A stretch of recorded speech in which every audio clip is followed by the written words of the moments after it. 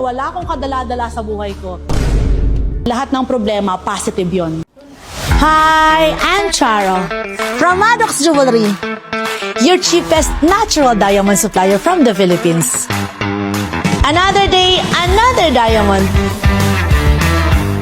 Miss Cha, ano ang kadalasan na nami-misunderstood ng mga tao sa'yo o sa negosyo mo? Yung common misconception ba? Kasi di ba, nasa diamond business kami, ganito na yung negosyo namin. Siguro yung mga tao, iniisip na, ay, swerte naman niya. Ay, successful na siya. Buti ka pa, ganito na yung buhay mo. Feeling ko, parang iniisip nila, parang ang gaan lang ng ginagawa ko. Yun kasi siguro nakikita nila sa social media, pero sa likod nun, hindi yun ganon. Talagang lahat naman ng businesses or ginagawa sa buhay, talagang pinaghihirapan mo yan before mo siya maabot. Hindi naman talaga pinapakita in social media. Pero at the back of it, talagang halos puyat ka, you have no time for your family, everything. Yes, yun ang hindi nila alam. Yung ibang tao, iniisip lang talaga nila kasi nakikita nila na, oh, Daming pera yan, ang daming mayaman pera. yan. Of course. Parang swerte mo. Hindi lahat nadadaan sa swerte. Pero talagang sasamahan mo ng tiyaga, ng hirap, ng sakripisyo. Ito pa isa, Miss Cha. Alam naman ng mga tao, kami, na kung gaano ka nakasuccessful ngayon. Pero gusto lang namin malaman kung ano ba yung naging biggest failure mo bago ka naging successful ng ganito. May naalala ko before kasi meron akong pinasok na negosyo. Yun yung mga noodles, yung Hong Kong, basang dry. Basta uso yun kasi noon yung mga food carts. Nung ni-start ko yun, sabi ko, magiging successful to. Yun ang paniniwala ko. Siyempre, paniniwala, papanindigan ko.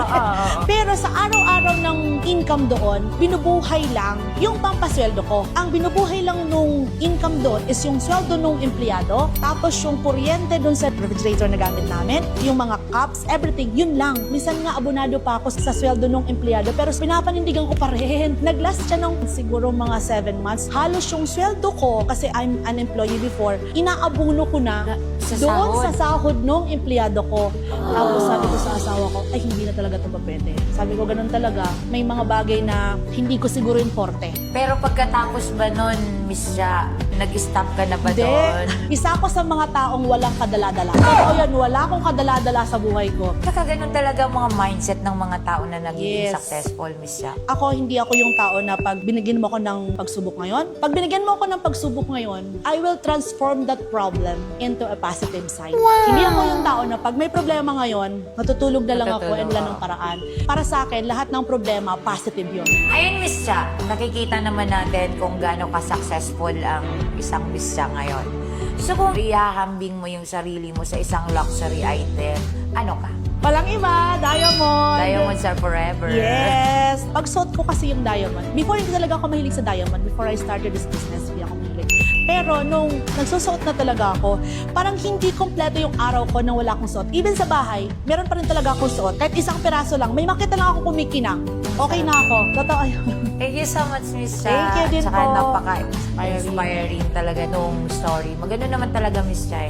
Huwag tayong sumuko basta-basta. Totoo. Kasi hindi lahat ng tao kasi, like halimbawa ito, kung hindi para sa'yo, hindi ibig sabihin ito hindi pa rin para sa'yo. Yes, totoo ka.